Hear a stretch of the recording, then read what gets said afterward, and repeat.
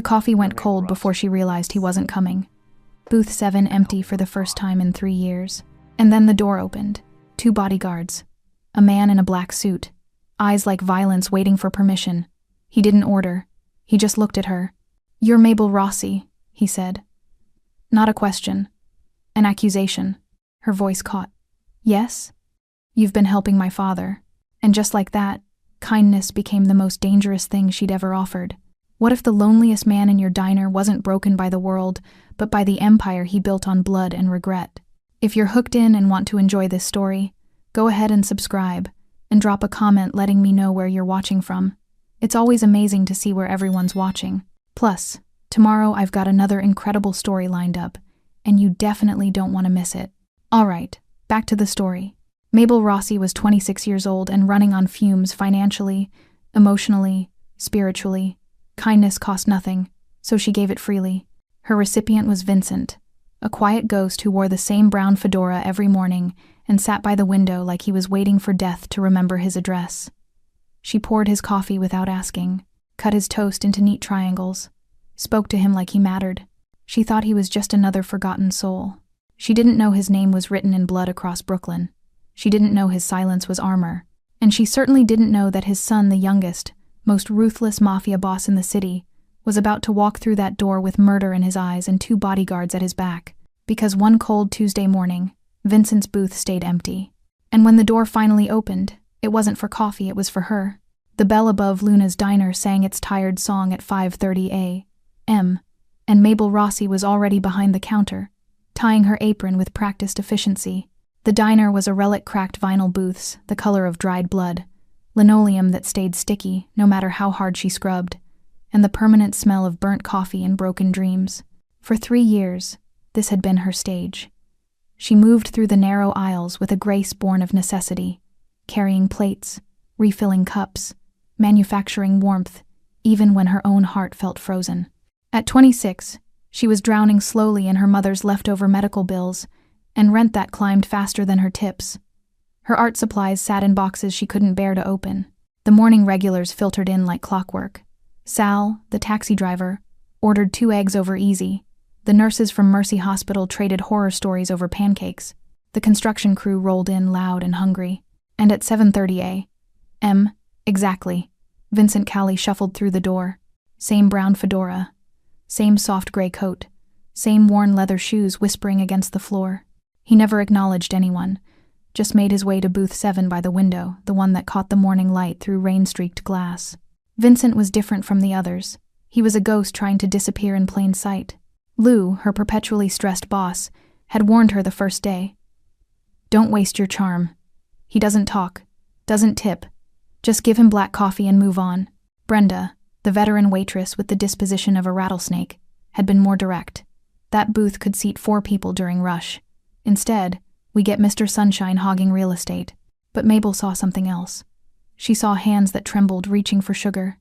She saw eyes that stared out the window, searching for something that would never come back. She saw loneliness she recognized in her own mirror, so she ignored Lou's advice. "Good morning," she said that first day, placing coffee down gently. Vincent grunted, didn't look up. For 2 weeks she tried, smiled, made conversation with silence, brought him fresh coffee before he asked.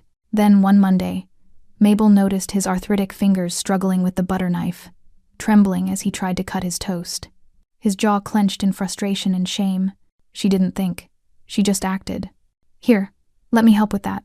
Vincent's hands froze. For the first time, he looked up, really looked at her.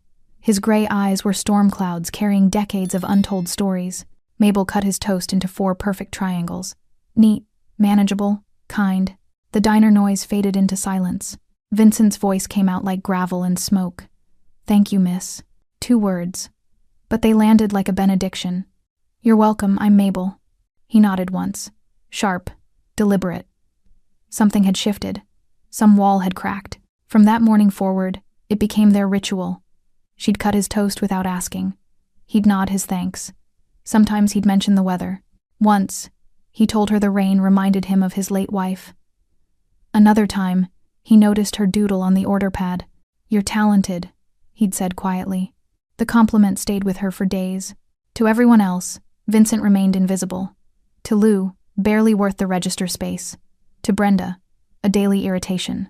But to Mabel, Vincent became proof that small kindnesses mattered. That even in a world this hard, there was room for gentleness. She had no idea she was pouring coffee for a man who'd once ruled Brooklyn's underworld. She had no idea Vincent Callie was a name whispered in dark rooms. She had no idea his son was coming. Because one Tuesday morning, Vincent's booth stayed empty. The coffee she'd poured at 7:28 sat cooling, untouched. And at 7:45, 3 men in expensive suits stepped through the door.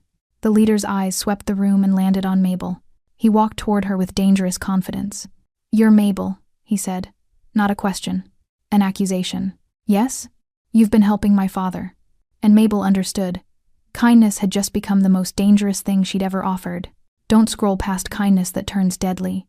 Subscribe now because stories like this remind you how fragile ordinary really is. Miss it, and you'll never see how far one quiet act can push destiny. The man standing before Mabel radiated danger the way the sun radiates heat, constant, inescapable, impossible to ignore. Frank Callie didn't need to raise his voice. His presence alone had turned Luna's diner into a held breath.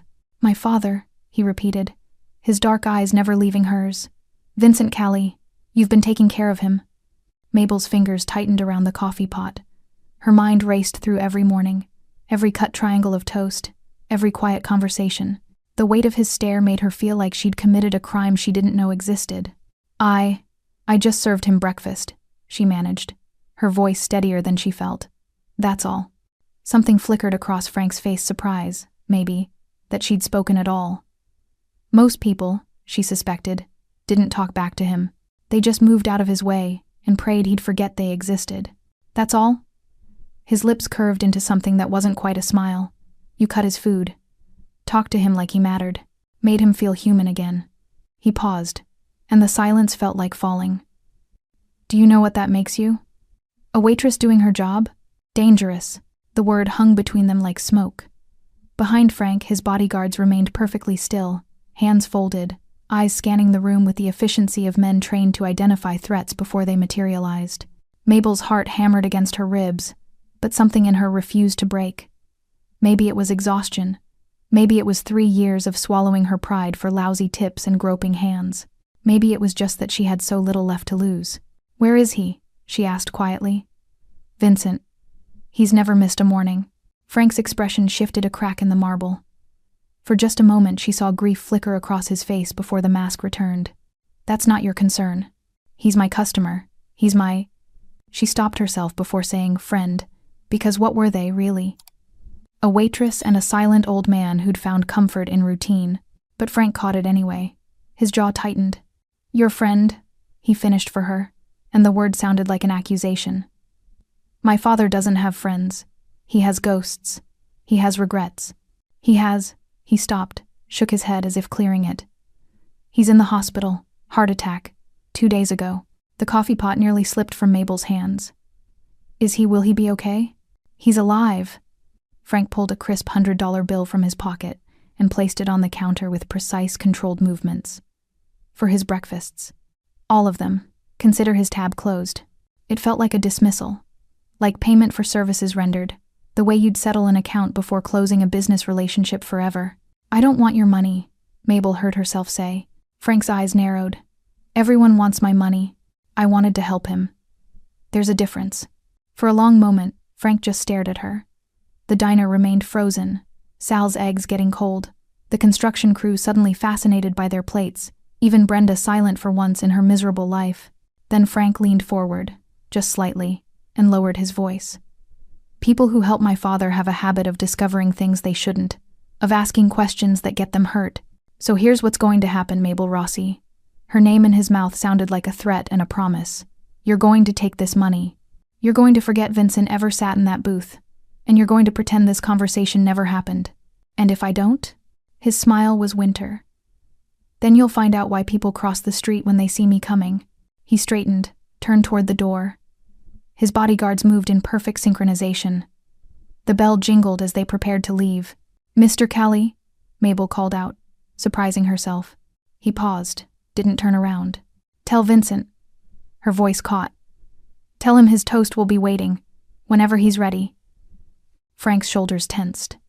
For 3 heartbeats, he stood there, a statue in an expensive suit.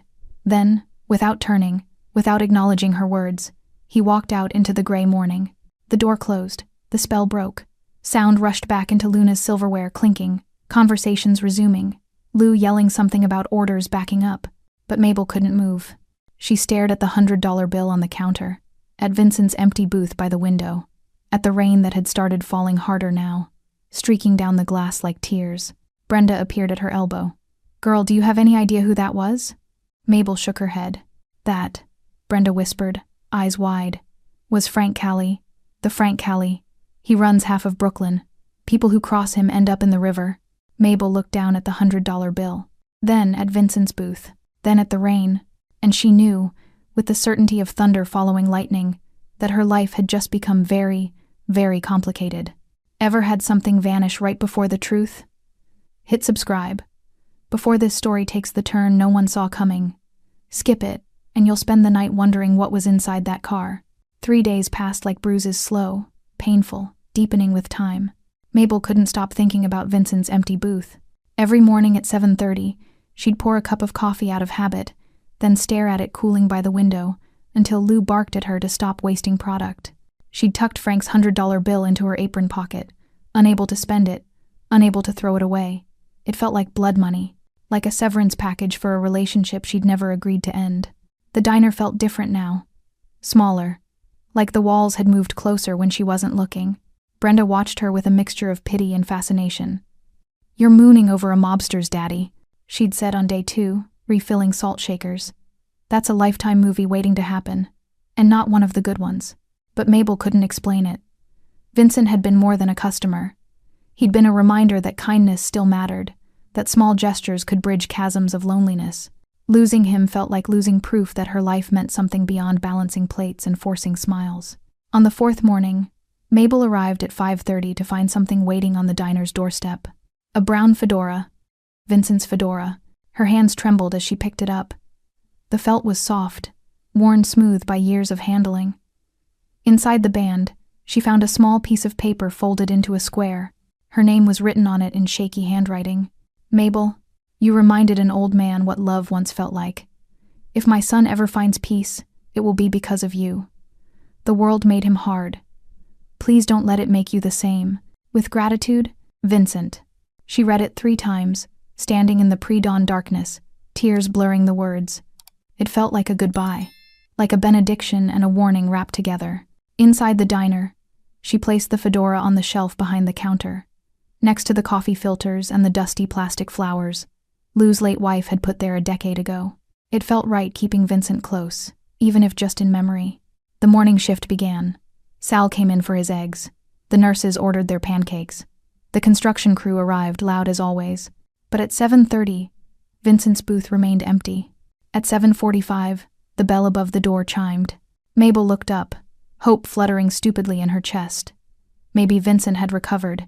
Maybe he was coming back. But it wasn't Vincent. It was Frank Callie. Alone this time. No bodyguards. No intimidating entourage. Just him in a charcoal suit that probably cost more than her yearly rent, standing in the doorway like he was trying to decide whether to stay or run. The diner didn't go silent this time. People hadn't seen him before, didn't recognize the danger. They just kept eating, kept talking, kept living their ordinary lives, while something extraordinary unfolded. Frank's eyes found hers immediately. He walked to the counter with less confidence than before, like each step cost him something. "Coffee," he said. His voice was rougher than she remembered. Tired. Mabel grabbed a mug, not the chipped blue one Vincent preferred, but close and poured. Her hands were steady. She was getting good at performing calm, while her insides screamed. "Black, 2 sugars," she said, remembering how Vincent took his. Frank's expression cracked, just slightly. "You remember." "I remember all my regulars. I'm not a regular." "Then why are you here?" The question hung between them like a challenge. Frank wrapped both hands around the mug as if drawing warmth from it, even though the diner was stifling. "My father woke up yesterday," he said finally. "Asked about you. First thing he said when he opened his eyes, 'Is the girl with the kind smile okay?'" Frank's jaw tightened. "He was dying and he was worried about you." Mabel's throat constricted. "Can I see him?" "No." "Why not?" "Because you're a complication." Frank looked up, and his eyes were devastation wrapped in expensive tailoring. My father spent 5 years hiding from his past. From me, from what our family became. And you, he stopped, shook his head. You made him want to stay in this world. Do you understand how dangerous that is? Dangerous for who? For you. The words came out harsh. My enemies don't care about waitresses with kind smiles. They care about leverage, weaknesses.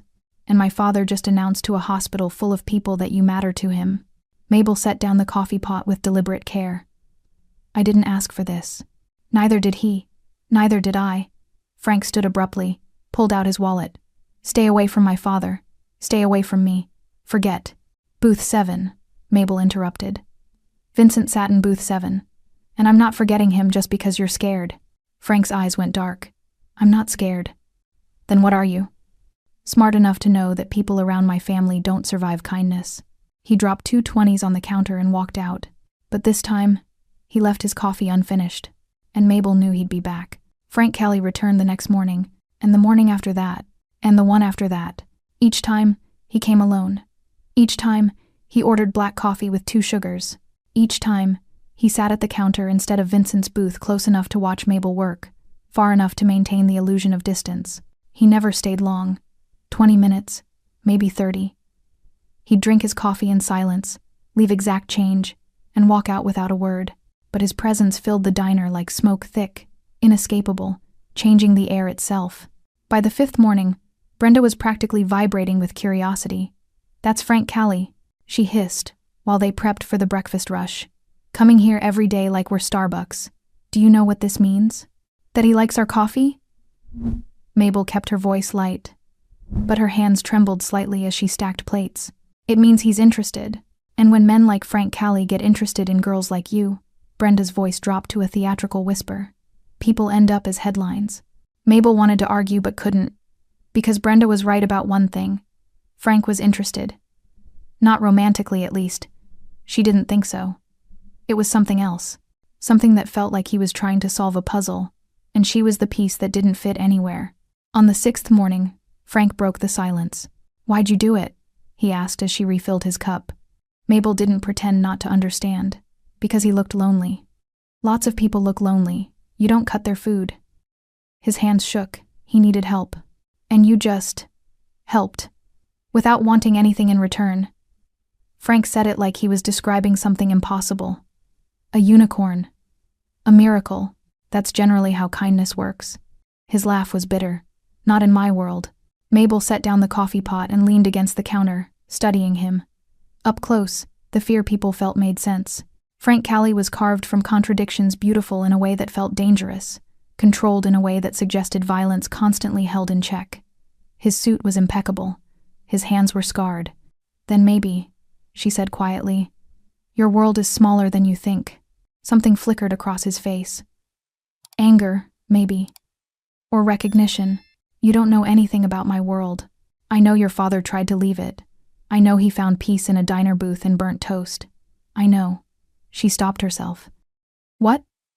Frank leaned forward. What do you know? I know you're here every morning drinking coffee you probably don't even like, asking questions you're afraid to hear the answers to. Mabel held his gaze. So why don't you just ask what you really want to know? The diner hummed around them. Sal reading his sports page, the nurses gossiping, the construction crew arguing about last night's game. Normal people living normal lives while Mabel stood across from Brooklyn's most feared crime boss, daring him to be honest. Frank's voice dropped so low she almost didn't hear it. What did he talk about? When you were with him? The question cracked something open in her chest, because that's what this was really about. Not protection, not threats. A son desperate to understand the father who'd abandoned him. He talked about the rain, Mabel said softly. How it reminded him of your mother. How she used to dance in it when you were small. Before, she stopped. Before I ruined everything. Frank finished, his voice hollow. He didn't say that. He said you had her eyes. That when you were 5, you used to collect pennies to buy her flowers from the bodega on the corner. Mabel watched emotions war across Frank's face. He said loving you was the easiest thing he'd ever done, and losing you was the hardest. Frank's jaw clenched. His hands, wrapped around the coffee mug, had gone white at the knuckles. He left me, he said finally. Built an empire with my bare hands, became exactly what he raised me to be, and he just left. Disappeared, like I was nothing. Maybe he left because you became what he was most afraid of. The words hung between them like a detonation. Frank stood abruptly, the stool scraping harsh against linoleum. For a moment, Mabel thought he might explode, violence radiating off him in waves. The entire diner seemed to hold its breath. But he just pulled out his wallet, dropped a 50 on the counter. "Keep the change," he said, voice tight. "And stop trying to save people who don't want to be saved." He turned toward the door. "Frank." He stopped. Didn't turn around. "Your father does want to be saved," Mabel said. "That's why he's asking about me. That's why he left you that letter." "What letter?" "The one he made me promise to give you. When you were ready." Frank finally turned, and his expression was devastation. "I'll never be ready." "Then I guess I'll be waiting." He left without another word.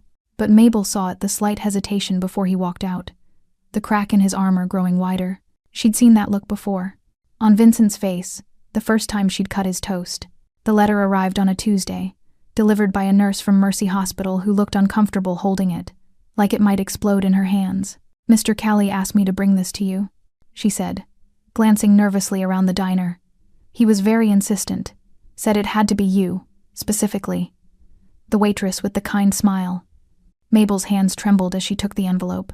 It was thin, cream-colored, expensive paper that felt wrong in her calloused fingers. Her name was written across the front in Vincent's shaky handwriting, the same script from the note in his fedora. She waited until her shift ended, until she was alone in her shoebox apartment with its water-stained ceiling and boxes of abandoned art supplies, before she opened it. "Dearest Mabel, I am writing this with hands that barely remember how to hold a pen, so forgive me if my words wander like an old man's mind. You reminded me what love once felt like. Not the violent kind, the kind that builds empires and destroys enemies. The quiet kind, the kind my Maria had. The kind that cuts toast into triangles and asks about dreams, without expecting anything in return. My son doesn't remember that kind of love. He only knows the other, the kind that takes and demands and breaks. I made him that way. I built him from blood and fear, and then I ran from what I'd created. But he wasn't always a monster. Once, he was a boy who collected pennies for his mother, who cried when birds fell from trees, who wanted to be a teacher, of all things. Can you imagine? Frank Callie, teaching children about books and numbers instead of ledgers and bodies. I took that boy and buried him under concrete and rage. When I'm gone, and Mabel, I will be gone soon. Hearts like mine don't get many warnings. Someone needs to help him remember. Not to fix him, not to save him, just to remind him that the boy isn't completely dead. I think you might be the only person brave enough, or foolish enough. I haven't decided which. There's something Frank doesn't know. Something I've hidden for 5 years because knowing would destroy what little humanity he has left. His mother, my Maria, she didn't die in crossfire. She wasn't killed by enemies or caught in violence meant for me. She took her own life. She discovered what Frank had become. The rumors reached her, whispers of brutality, of executions, of a son who'd surpassed his father's cruelty. She confronted him one night, begged him to stop. He told her it was too late, that this was who he was now. 3 days later, I found her in our bedroom, pills, a note that said only, "I cannot watch my son become death itself." I told Frank it was a rival family, gave him a target for his rage, watched him build an empire on that lie because I was too cowardly to tell him the truth that his mother couldn't survive loving what he'd become. He thinks his violence was justice. It was grief eating itself alive. When I'm gone, give him the second letter, the one she wrote, the one I've been too afraid to share. Help him see what love really was. Not possession, not protection, just love. You have that in you, Mabel. I saw it in how you held my coffee cup like it mattered, how you spoke to me like I was human. Maybe you can do the same for my son. With all the gratitude my broken heart can hold. Vincent. Mabel read it 3 times, tears streaming down her face, hands shaking so badly the paper rattled. Inside the envelope was a second, smaller one, sealed, addressed in different handwriting, feminine, elegant, to my beloved Francesco. Maria's letter. The truth Frank had spent 5 years running from. Mabel held it like it was made of glass and dynamite. That night, she couldn't sleep. She kept thinking about Frank's face when he'd asked what Vincent talked about, the hollowness in his eyes, the way he'd said, "I'll never be ready," like he was sentencing himself. At 3 a.m., She stood at her window, watching the street below. Rain fell in sheets, turning the Brooklyn night into liquid darkness. A black car sat across the street, engine off, headlights dark, but someone was inside, watching her building, watching her window. Mabel's heart stuttered. She knew, without seeing his face, who it was. Frank Callie, sitting in the rain at 3 a.m, staring at the apartment of a waitress who'd promised to deliver a letter that would break him. She pressed her hand against the cold glass. In the car below, she saw the brief flare of a lighter, the glow of a cigarette, then the engine started. The car pulled away, swallowed by rain and darkness. But Mabel knew he'd be back. Because some storms don't pass, they just gather strength. Frank stopped pretending he came for the coffee. It started subtly arriving earlier, staying longer, asking questions that had nothing to do with his father. He'd watch Mabel work with an intensity that made her skin prickle, like he was trying to solve an equation that kept changing variables. "Why do you stay here?" he asked one morning, gesturing at the diner's cracked vinyl and flickering lights. "You're smart, talented. Vincent showed me the sketches you drew on napkins." Mabel's hands paused mid-pour. "He kept those? He kept everything you touched." Frank's voice was quiet. "Like you were proof of something." "Proof of what?" "That good people still existed." The words landed soft but heavy, like snow that would later become an avalanche. Their conversations became a rhythm.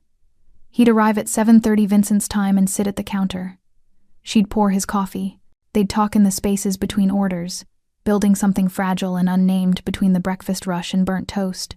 He told her about the boy who'd wanted to teach, about his mother's laugh, about the day everything changed when he'd watched his father nearly beaten to death and decided fear was better than love. She told him about art school, about her mother's slow death, about paintings she couldn't afford to finish, and dreams she'd buried under practicality. "You should paint again," Frank said one morning, his voice carrying an unexpected gentleness. "With what money?" He pulled out his wallet. "Don't," Mabel said sharply. "Don't do that." "Do what?" "Try to fix things with cash. I'm not a problem you can throw money at." Frank's jaw tightened. "Everyone else is. Then maybe that's the problem." The diner had started noticing. Sal watched over his newspaper with knowing eyes. Brenda whispered theories to anyone who'd listen. Even Lou, perpetually oblivious, had commented on their intense little coffee clatches. But it was the customers from Frank's world who worried Mabel most. She'd see them sometimes, men in dark cars parked outside, watching through tinted windows. Once, a man in an expensive suit came in, ordered nothing, and stared at her for 10 minutes before leaving. His eyes had been cold calculation. "They're checking you out," Brenda said nervously. "Frank's people, making sure you're not, I don't know, a cop, a threat. I'm a waitress. You're whatever Frank Callie says you are. And right now, he's saying you matter." The thought terrified and thrilled her in equal measure. One morning, Frank arrived with blood on his knuckles.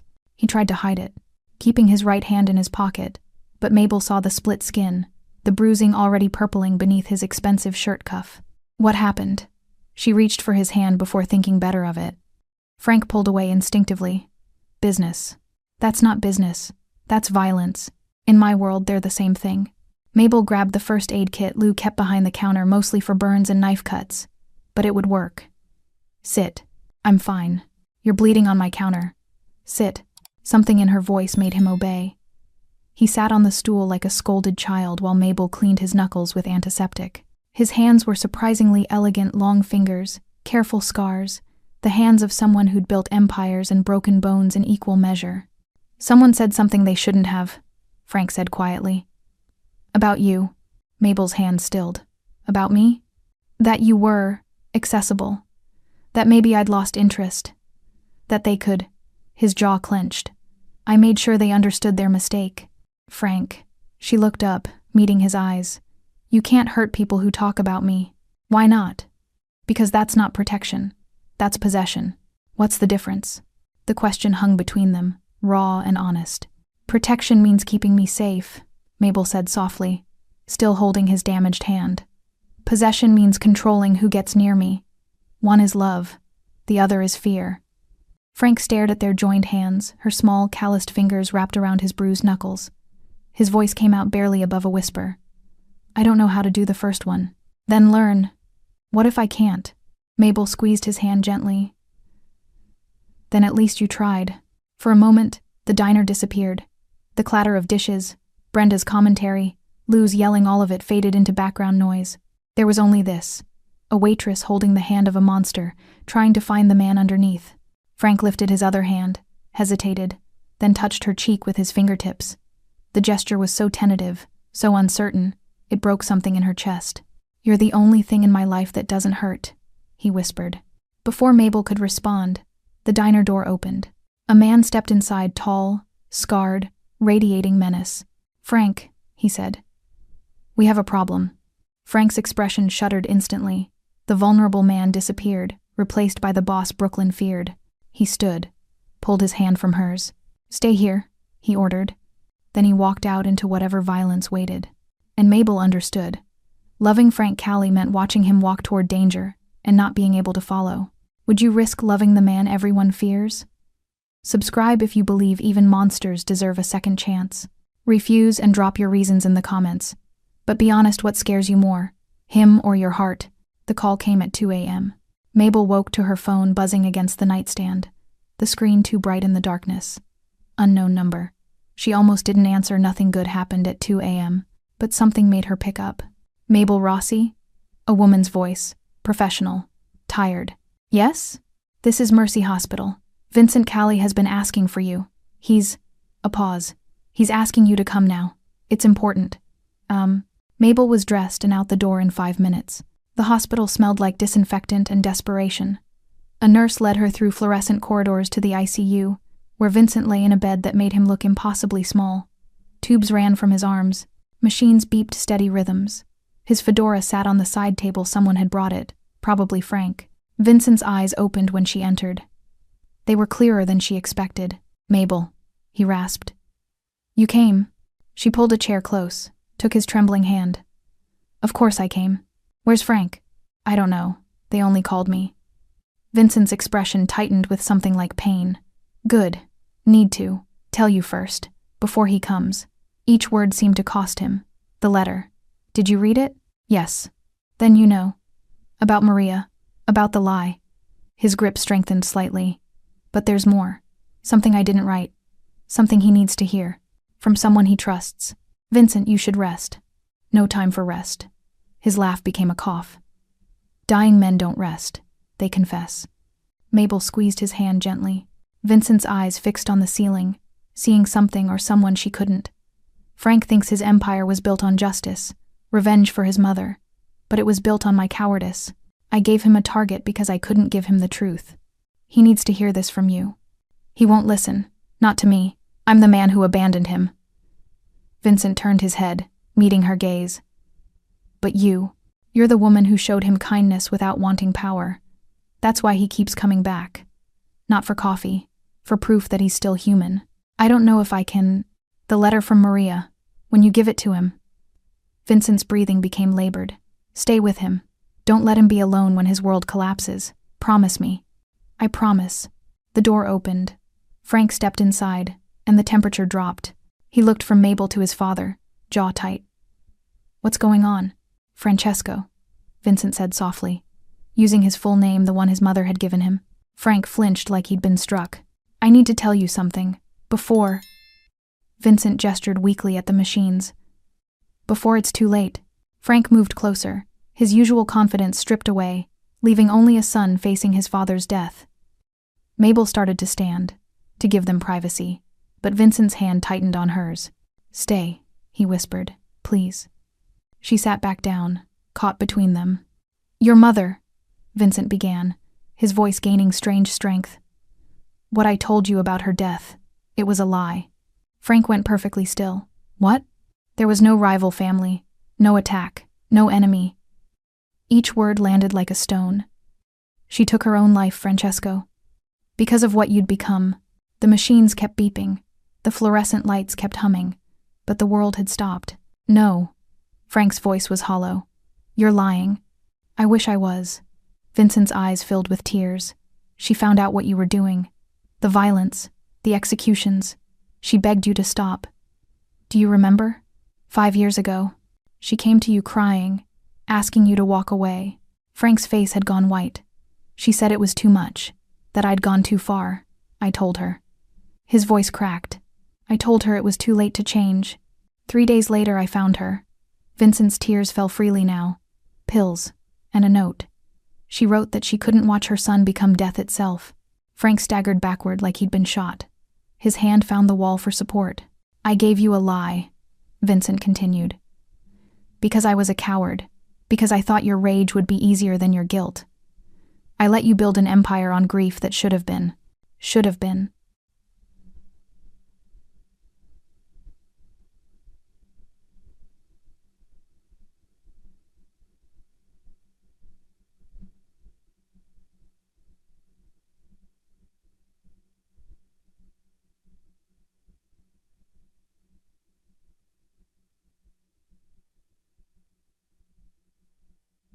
Mabel finished quietly. Vincent nodded. I'm sorry, my son. I'm so sorry. Frank couldn't speak. Couldn't move. He just stood there breaking in slow motion. Every piece of certainty he'd built his life on crumbling. She left you a letter, Mabel said softly. Your mother. I have it. Frank's eyes found hers devastated, lost, searching for something to hold on to. 5 years, he whispered. Everything I did. Everyone I hurt. It was all. His voice shattered. It was all for nothing.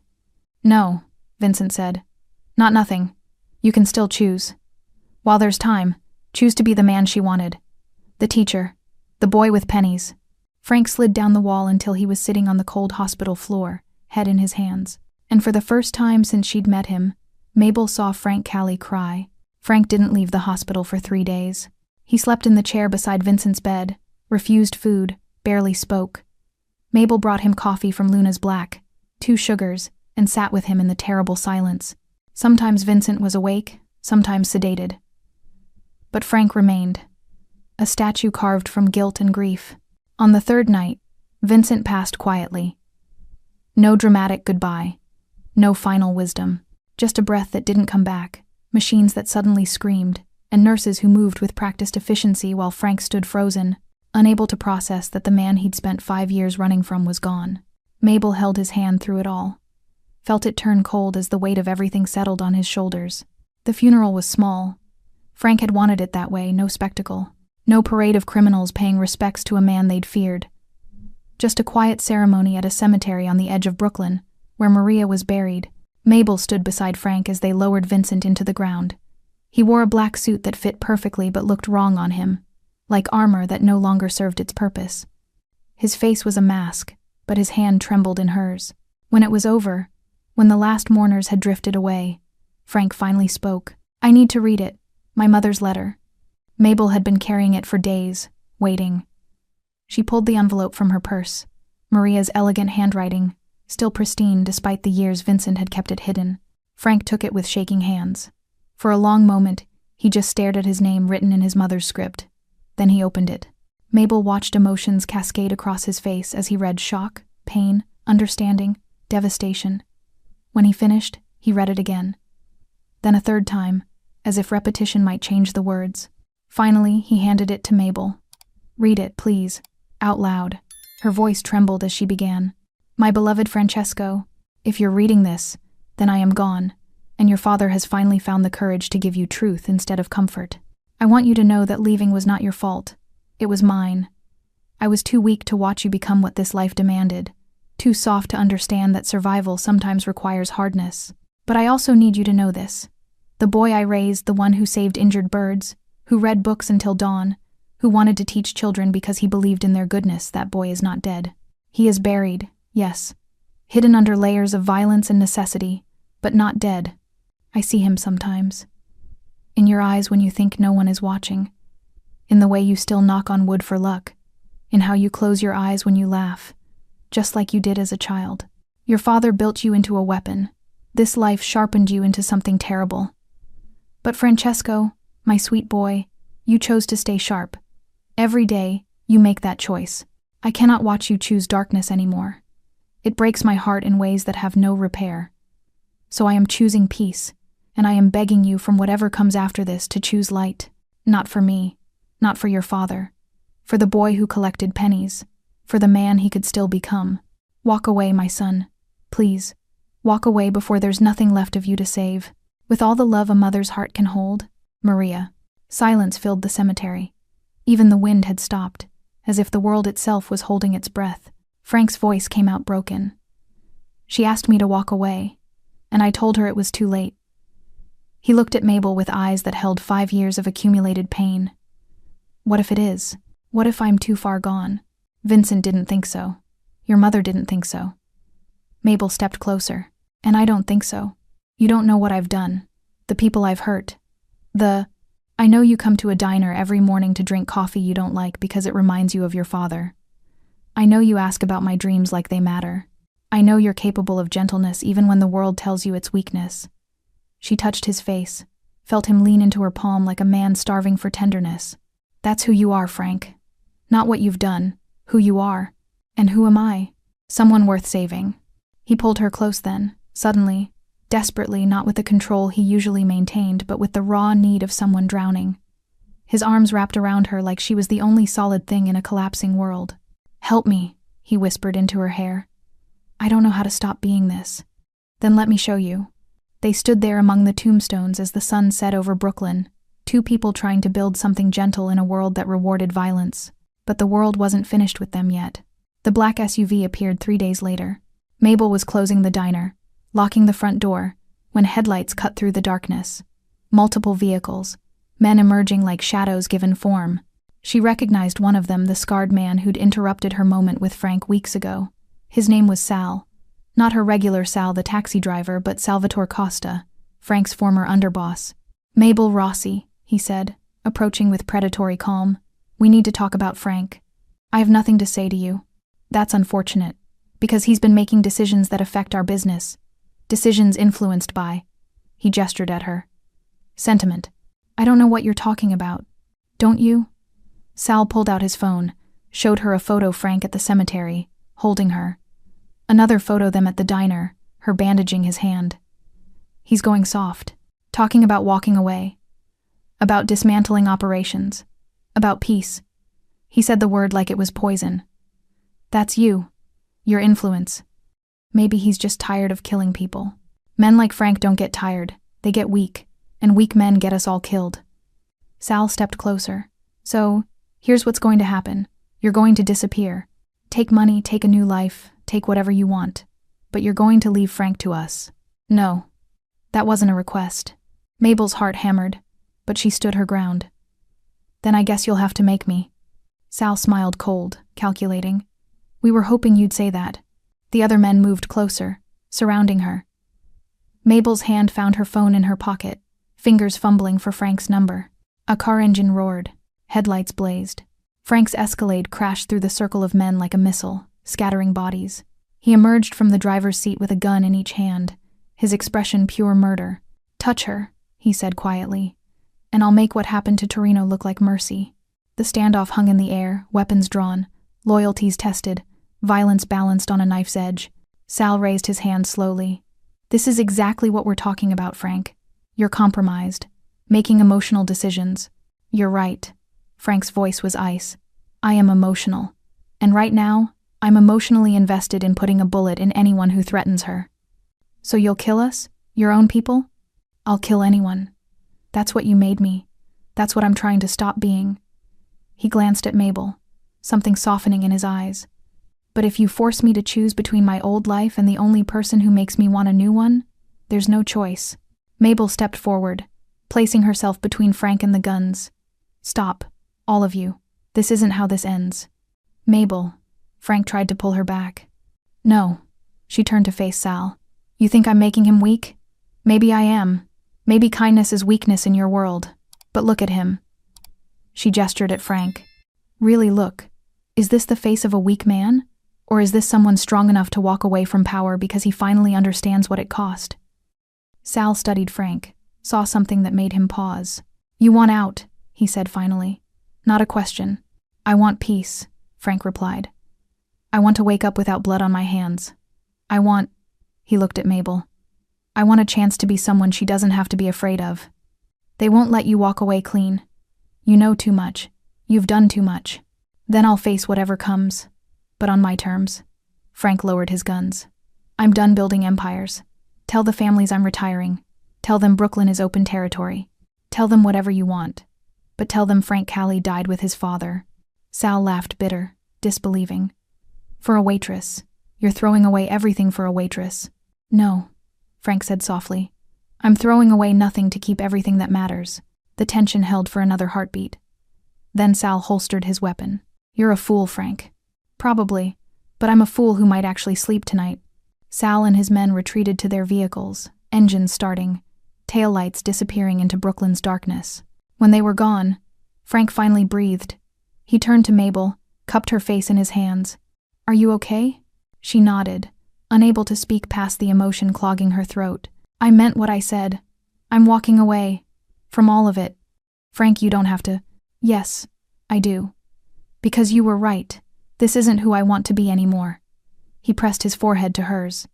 Teach me how to be the man my mother wanted, the one you deserve. Mabel's tears finally fell. We'll learn together. And there, in the shadow of Luna's diner, under streetlights that had witnessed countless crimes, Frank Callie kissed her not with possession or dominance, but with the tender desperation of someone being reborn. Walking away from an empire, Mabel quickly learned, was more complicated than simply deciding to leave. The first week after Frank's declaration, 3 attempts were made on his life. Not by Sal, he'd kept his word about stepping back, but by rivals who saw vulnerability as opportunity.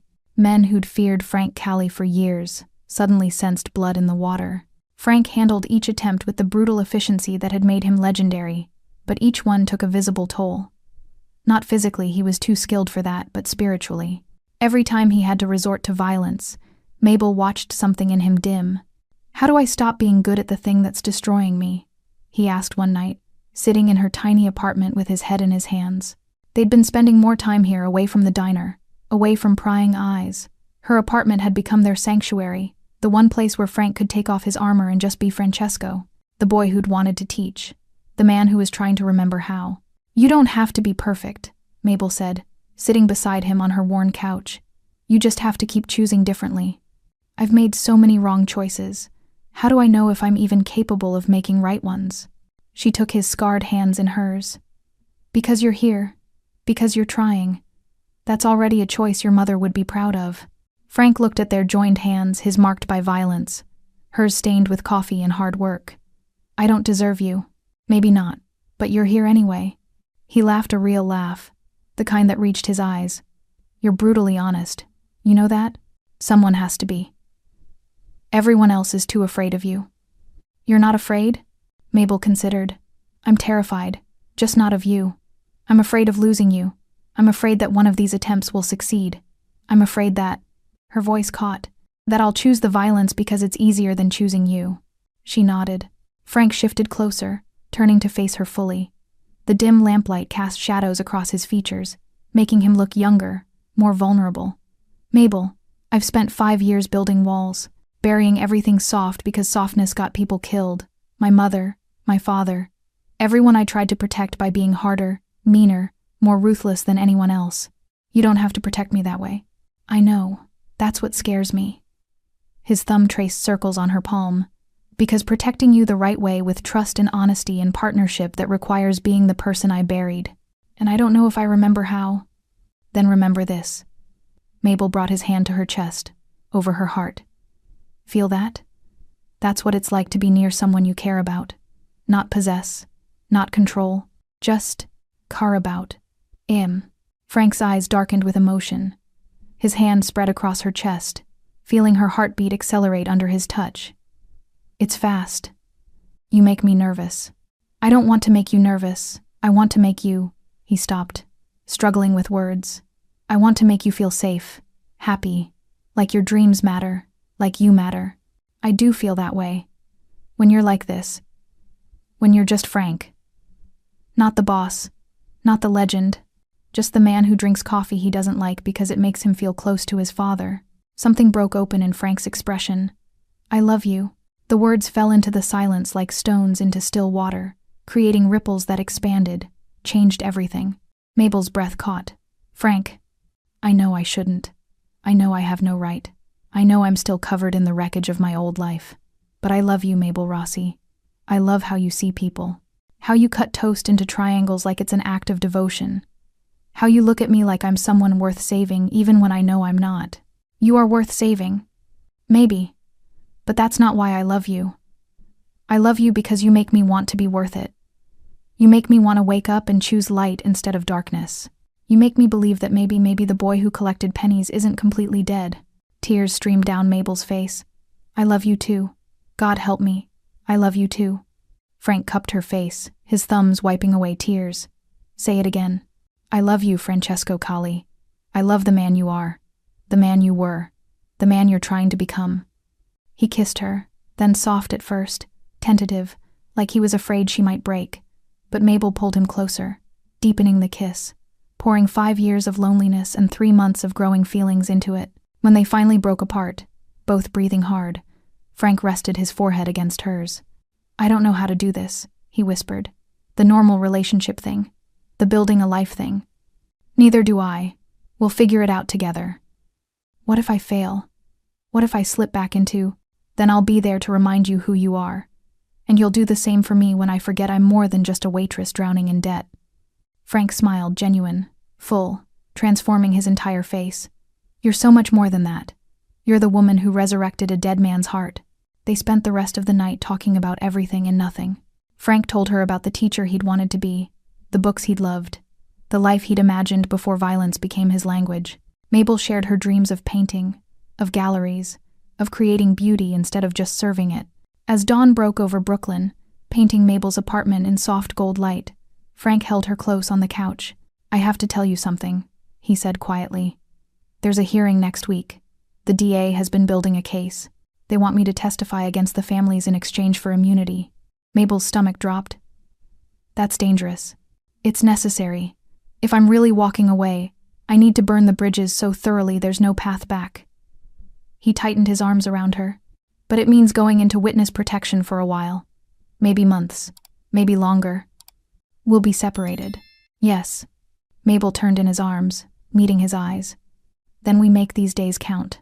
Every morning, every conversation, every moment, we make them count. And after, when it's over, we find each other again, no matter how long it takes. Frank kissed her forehead, her cheeks, her lips. I'll find you, Mabel.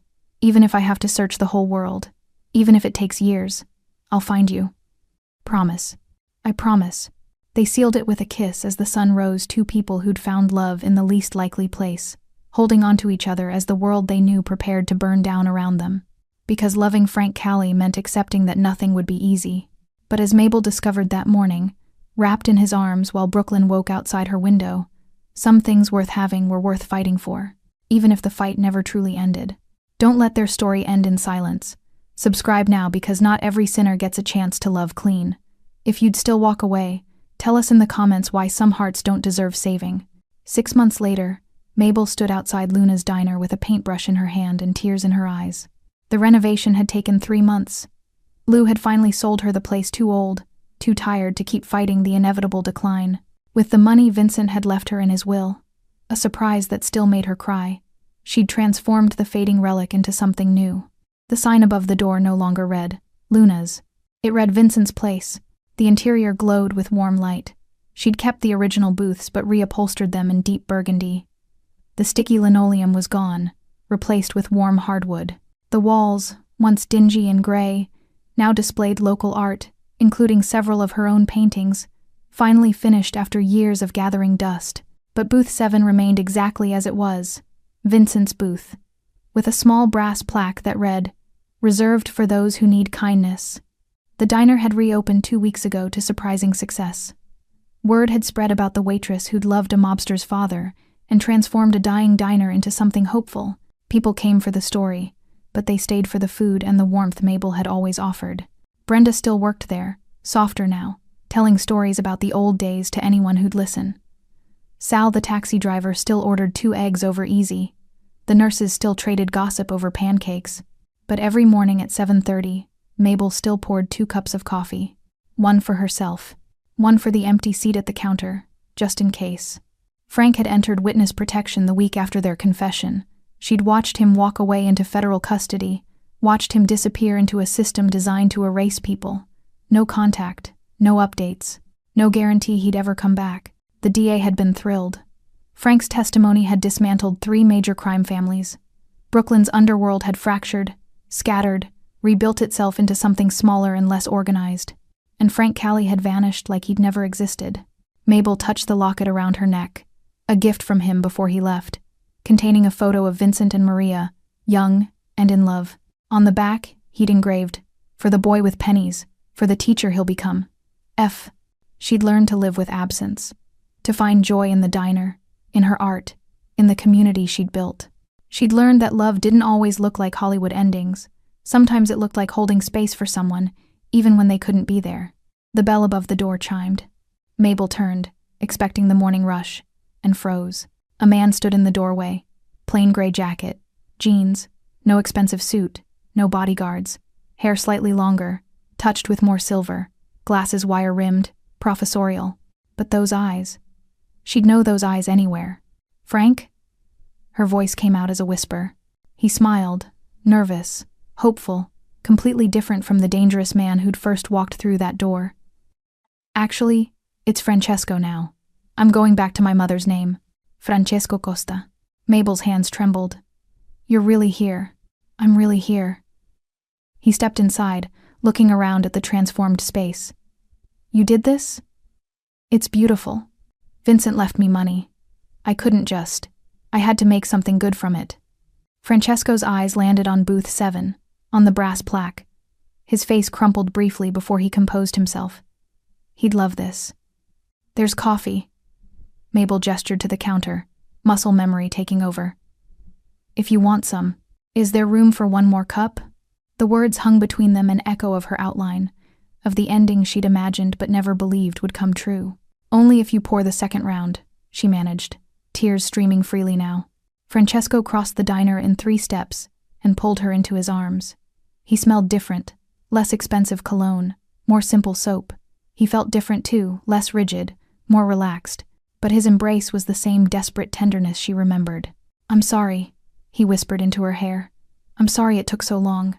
The trial ran over, and then protective custody, and then, you're here now. That's what matters." He pulled back just enough to see her face, his hands framing her cheeks. "I have so much to tell you. They set me up with a new identity. I'm teaching now. High school. English literature. Can you believe it? Me, teaching teenagers about Shakespeare." Mabel laughed through her tears. "Your mother would be so proud. I think about her every day. And my father. And you." He kissed her forehead. "Especially you.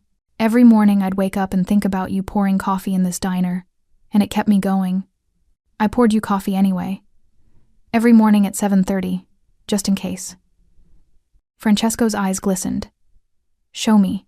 She led him to the counter, to the 2 cups she'd prepared out of habit and hope. They sat side by side on the red vinyl stools, the same stools where they'd first built their fragile connection. "To new beginnings," Francesco said, raising his cup. "To old kindnesses," Mabel replied, clinking hers against his. They drank together as morning light streamed through the window, painting everything gold. "So what happens now?" Mabel asked. Francesco set down his cup and took her hand. "Now? Now I do what I should have done months ago." He slid off the stool and impossibly, wonderfully got down on one knee. Mabel's heart stopped. "I don't have a ring yet. I don't have much of anything, actually. Just a studio apartment and a teacher's salary and a second chance I don't deserve." His voice shook. "But I have love, Mabel. I have so much love for you that sometimes I don't know what to do with it all. You saved me. You saw the person I could be when I'd forgotten he existed, and I want to spend the rest of my life proving that you weren't wrong. Francesco, marry me, please. Let me wake up every morning and pour you coffee. Let me cut your toast into triangles. Let me be the man who makes you smile the way you made my father smile. Let me," his voice broke, "let me love you the way my mother loved my father. Purely, completely, without darkness." Mabel pulled him up and kissed him deep, certain, full of yes, and always, and forever. When they broke apart, she was laughing and crying simultaneously. "Yes, yes, I'll marry you. On one condition. Anything. You have to help me run this place. Vincent's place needs both of us." Francesco looked around the diner at the art on the walls, at booth 7 with its brass plaque, at the customers starting to filter in for breakfast. A mobster turned teacher and a waitress turned artist, running a diner together. That's quite a story. It's our story, Mabel corrected. And it's just beginning. The bell above the door jingled as more customers arrived. Brenda walked in for her shift, took one look at them, and burst into tears. I knew it. I knew he'd come back. Sal, the taxi driver, ordered his 2 eggs over easy and left his usual tip, but added an extra 20 with a note. For the happy ending, some people deserve them. The nurses applauded. The construction crew whistled. Luna's no. Vincent's place filled with the sound of celebration. Francesco and Mabel stood behind the counter, hands intertwined, pouring coffee and cutting toast and building the life that violence had tried to prevent. Outside, Brooklyn hummed its endless song. Inside, love had the last word. Because sometimes kindness doesn't just save one person. Sometimes it saves 2. And sometimes, if you're very lucky, it saves everyone who witnesses it. Vincent's fedora still sat on the shelf behind the counter, next to the coffee filters, a reminder of where it all started. Of the old man who'd taught a waitress that small gestures matter. Of the son who'd learned that empires built on blood always crumble, but love, real love, endures. As the morning rush swelled around them, Francesco leaned close to Mabel and whispered, "Thank you." For what? For cutting my father's toast, for seeing past the monster, for teaching me that redemption isn't about forgetting who you were, but about choosing who you'll become. Mabel squeezed his hand. We chose each other. That's all that matters. And as the sun climbed higher over Brooklyn, Vincent's place, a diner built on kindness, saved by love, and blessed by the ghost of an old man who'd believed in both, became exactly what it was always meant to be. Home. Thanks for sticking with this story till the end. If you enjoyed it, you're going to love the next one. It's packed with unexpected turns and heartfelt moments. Click the image on your screen to keep the journey going, and make sure to hit subscribe for more amazing stories. Drop a comment and rate this story from 1 to 10. I can't wait to see what you think.